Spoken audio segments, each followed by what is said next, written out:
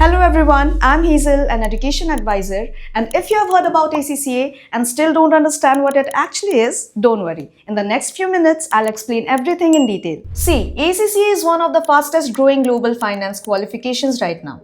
But is it really worth it? Let's break down everything you need to know about ACCA. From its scope and demand to salary and career opportunities. ACCA stands for Association of Chartered Certified Accountants. It's a UK-based global qualification recognized in over 180 countries, and it focuses on accounting, finance, taxation, auditing, and business strategy. Basically, preparing you for real-world finance rules. If we will talk about the demand, then the ACCA professionals are highly demanded by MNCs and top firms like the Big Four because businesses today operate globally and need professionals who understand international accounting standards. So, with ACCA, you are not limited to India. You can explore opportunities in the UK, Dubai, Europe, and many other countries. Now, let's focus on salary. See, in reality, freshers in India usually starts around 4 to 8 LPA. But with experience and the right exposure, especially in MNCs or abroad, it can grow to 10 to 20 LPA or even higher internationally. So, it's not instant success. But the long-term growth potential is strong. ACCA includes around 13 exams and the total cost is roughly 1 to 2 lakhs depending on exemptions and coaching. And no, it's not easy. It requires consistency, discipline and the right strategy. Now a quick comparison. ACCA versus CA. CA is highly respected in India and is more focused on Indian taxation,